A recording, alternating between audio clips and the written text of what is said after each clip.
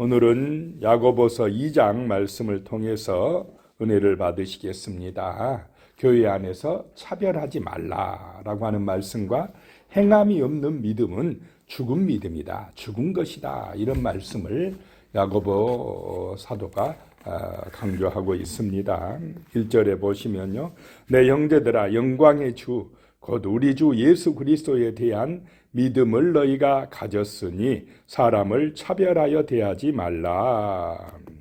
자, 예수 그리스도를 믿는 그 믿음을 가졌다는 증거가 뭐냐? 사람을 차별하지 않는다라고 하는 것입니다.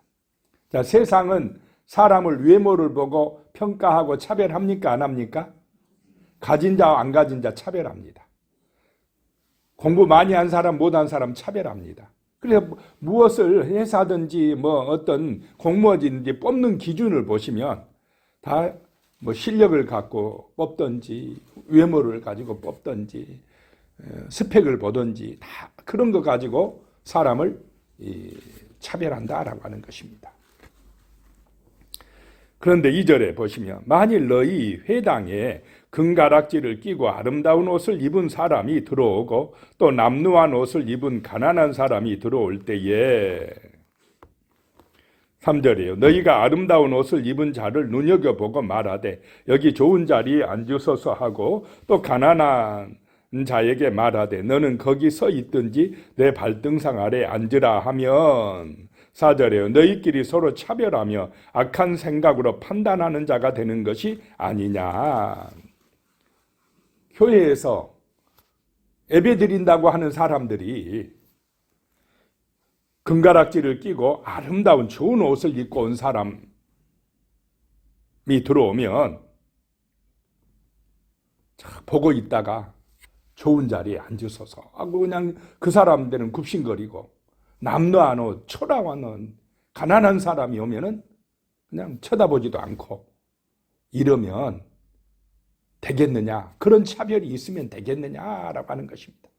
예수를 믿는다는 사람들이, 예수를 따라간다는 사람들이 사람을 그렇게 외모를 가지고 평가하고 차별하면 그게 온전한 믿음이겠느냐라고 하는 것입니다. 교회는 그런 것이 아닌 줄로 믿습니다. 세상하고 다르다 이 말입니다.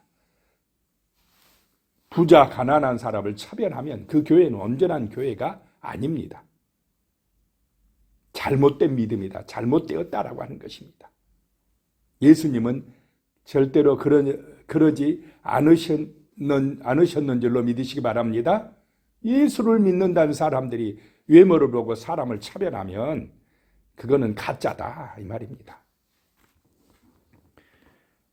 5절에요. 내 사랑하는 형제들아 들을지어다. 하나님이 세상에서 가난한 자를 택하사 믿음에 부요하게 하시고 또 자기를 사랑하는 자들에게 약속하신 나라를 상속으로 받게 하지 아니하셨느냐. 내 사랑하는 형제들아 들을지어다. 잘 들어라 라고 하는 것입니다. 왜 야고보, 예수님의 동생 야고보가 이런 말을 지금 하겠습니까? 교회 안에서 그런 차별이 있었기 때문에 이런 말씀을 지금 하는 것입니다. 하나님이 세상에서 가난한 자들을 택하사, 자, 예수님이 제자들을 뽑을 때 예루살렘으로 가서 부자들을 보고 뽑았습니까? 돈 많은 사람들 뽑았으면 얼마나 복음 전하는데 유익하겠습니까? 돈이 많으니까. 돈 좀 내라. 그래야 전도하는데 많이 쓸 거 아니냐. 뭐하러 갈릴리 바다 그 가난한 어부들한테 갑니까? 좀 부자들한테 가가지고 진짜 천국이 있으니까 기적 한번 보여주고 그러면 돈 잘 내놨을 텐데 그렇게 하지 않으셨다는 걸 잊지 마라라고 하는 것입니다. 가난한 자들을 택하사 세상에서 가난한 자들을 택하사 믿음에 부요하게 하시고 이상합니다. 이 믿음이 가난한 자들이 더 부요하더라 이 말입니다. 있는 자들보다. 있는 자들은 돈 많은 사람들은 예수님보다 뭘 더 의지합니까? 돈을 더 의지합니다. 예수 자랑하기보다는 돈을 더 자랑해요. 그런데 이 가난한 사람들은 믿음이 부요하다라고 하는 것입니다. 의지할 게 없어요. 돈도 별로 없고. 그러니까 오직 주님, 오직 하나님 그렇게 의지하는 것입니다. 또 자기를 사랑하는 자들에게 약속하신 나라를 상속으로 받게 하지 아니하셨느냐. 자, 우리는 예수님을 사랑하시기 바랍니다. 예수님이 최고의 보배가 되시기를 소망합니다. 세상은요, 예수가 아닙니다. 자기가 먼저고 돈이 먼저고. 교회 다닌다는 사람들까지도 또 그래도 부자 돼야지. 그래도 돈이 먼저지. 그러면 되겠느냐라고 하는 것입니다. 진짜 우리는 예수를 사랑하시기 바랍니다. 그래야 천국을 상속받는다라고 말씀하고 있습니다. 6절이에요. 너희는 도리어 가난한 자를 업신여겼도다. 부자는 너희를 억압하며 법정으로 끌고 가지 아니하느냐. 너희는 도리어 가난한 자를 업신여긴다. 부자들한테는 굽신거리고. 그런데 너희를 법정으로 끌고 가는 사람이 누구냐? 부자냐? 가난한 사람이냐? 있는 사람들이 더합니다.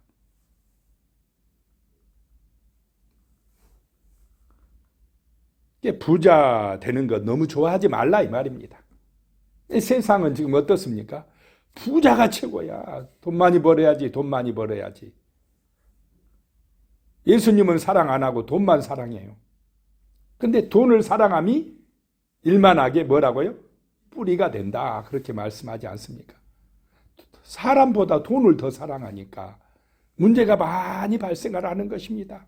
그냥 돈만 번다면 사람 해하는 거 문제도 아니다. 그렇게 생각하는 악한 죄가 세상에 만연되고 있는 것입니다. 그리고 사람들이요, 평상시 좀 보통 살 때는 겸손하다가 돈만 생기면 어떻습니까? 돈 좀 벌면 목이 뻣뻣해져요. 교만해진다 이 말입니다. 어리석은 거다라고 하는 것입니다. 7절에 그들은 너희에게 대하여 일컫는 바 그 아름다운 이름을 비방하지 아니하느냐. 그 아름다운 이름, 우리에게 전해지는 아름다운 그 이름 예수를 누가 비방하느냐? 그 부자들이 비방하지 않느냐라고 하는 것입니다. 8절에 너희가 만일 성경에 기록된 대로 내 이웃 사랑하기를 내 몸같이 하라 하신 최고의 법을 지키면 잘하는 것이거니와. 최고의 법이 뭐냐? 사랑의 법인 줄로 믿습니다. 누구를 사랑하느냐? 내 이웃을 사랑하라 라고 하는 것입니다. 차별하지 말고, 사람을 차별하지 말고 사람을 사랑하라는 것입니다. 그냥 뭐 좀 있는 사람, 돈 있는 사람은 그냥 아주 잘 대해지고, 가난하고 없는 사람은 천대하고, 그렇게 하면 어떻게 내 이웃을 내 몸같이 사랑하라는 그 최고의 법을 지키는 것이 되겠느냐라고 하는 것입니다. 9절에 만일 너희가 사람을 차별하여 대하면 죄를 짓는 것이니 율법이 너희를 범법자로 정죄하리라. 사람을 차별하면 그게 죄다.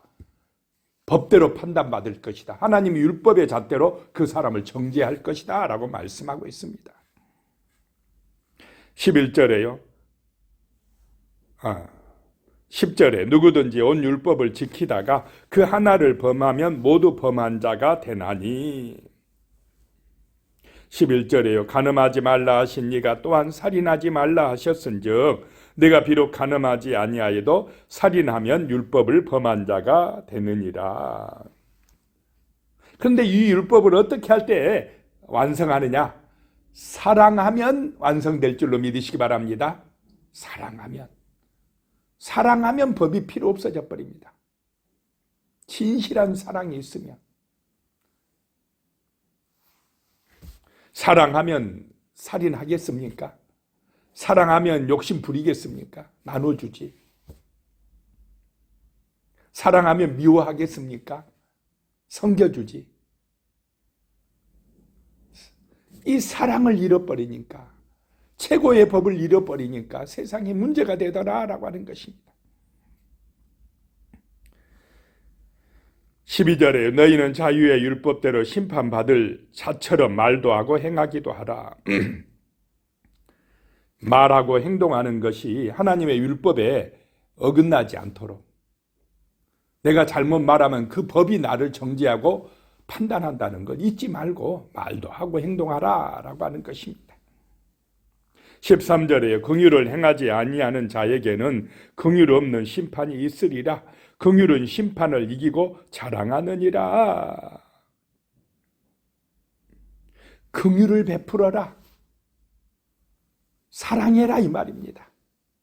사람을 귀하게 여기고 차별하지 말고, 정말 없는 자들이 있으면, 배고픈 자들이 있으면 내가 가진 것으로 좀 긍휼을 베풀어 줘라. 그것이 심판받지 않는 길이다 라고 하는 것입니다.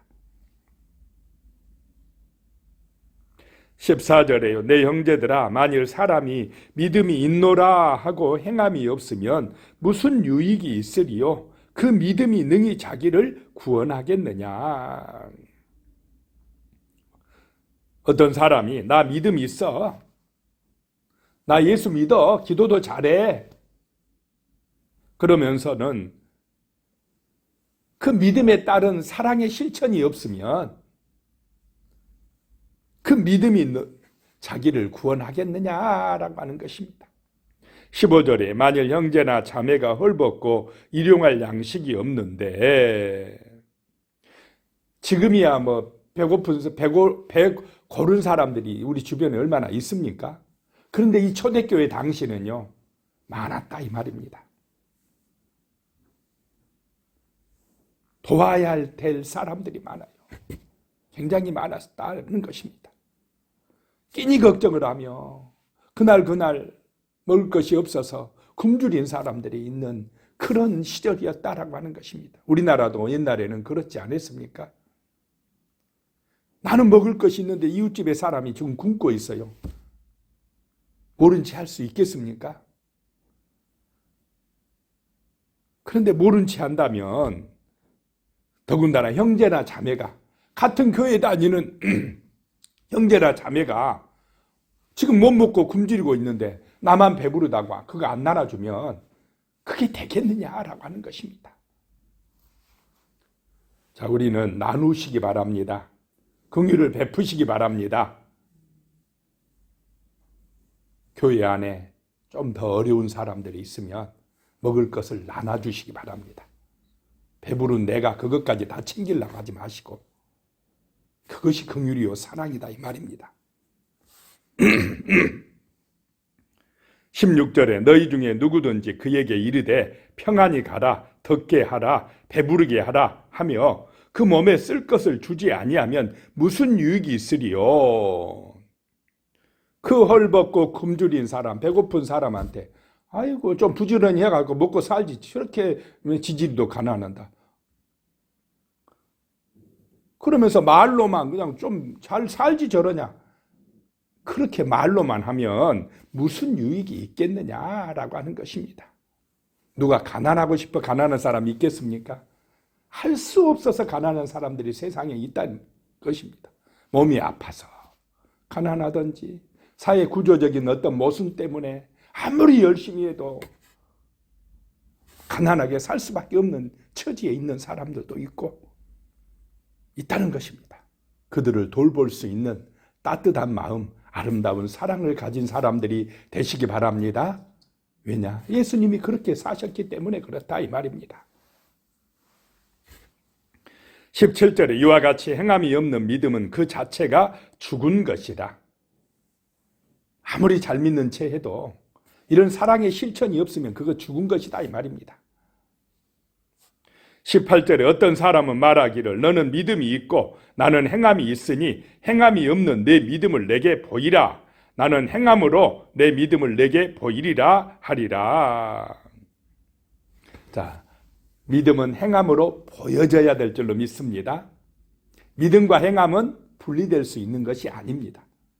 내가 어떤 사람을 사랑하면, 만약 애인 사이에 진짜 사랑하면, 마음이 가 있으면 말이나 행함이 따라옵니까? 안 따라옵니까? 따라와야 돼요. 안 따라온다. 말로만 사랑하는 것입니다. 거짓 사랑입니다. 진짜 사랑하면 마음이 가고 행동이 나타나야 돼. 하나님 사랑한다. 그러면 하나님이 기뻐하시는 일을 하게 된다 이 말입니다. 19절에요. 내가 하나님은 한 분이신 줄을 믿느냐? 잘하는도다. 귀신들도 믿고 떠드느니라. 자, 예수님이 오셨을 때 제일 먼저 누가 알아봅니까? 귀신이 알아봅니다. 사람들보다 먼저 예수가 하나님이신 줄 귀신이 먼저 알아봐요. 믿는다고 떠듭니다, 귀신이. 그런다고 해서 귀신을 통하여서 하나님의 영광이 나타납니까? 귀신이 하나님을 기쁘시게 하는 행동을 합니까? 믿는다고 말만 하는 것, 사탄의 역사입니다. 행함이 없는 것, 죽은 믿음이다 라고 하는 것입니다. 20절에 하하 허탄한 사람아, 허망한 사람아, 행함이 없는 믿음이 헛것인 줄을 알고자 하느냐? 이 행함이 없는 믿음은 헛것이다 이 말입니다. 자, 믿으면 열매로 나타나야 될 줄로 믿습니다. 진짜 믿음은 삶 속에서 행함이라고 하는 아름다운 열매로 나타난다라고 하는 것입니다. 예수에게 붙어 있는데 그런 아름다운 열매가 안 나타난다면 그건 안 붙어 있는 것입니다. 21절에요. 우리 조상 아브라함이 그 아름다운 이삭을 제단에 바칠 때에 행함으로 의롭다 하심을 받은 것이 아니냐.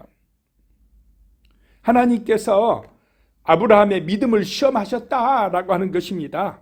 진짜 믿는지 말로만 믿는지 100살에 낳은 아들이 더 중요한지 하나님을 더 중요하게 여기고 있는지 시험 본다 이 말입니다. 자, 우리가 살아가면 예수가 더 중요한지 아니면 돈을 더 중요하게 여기는지 그 생활하는 모습을 보면 뭐 따라가는지가 딱 보입니다. 자, 돈 따라가지 마시고 예수가 중심이 되시기 바랍니다. 그것이 구원의 길입니다. 예수가 보배가 되어야 한다 이 말입니다.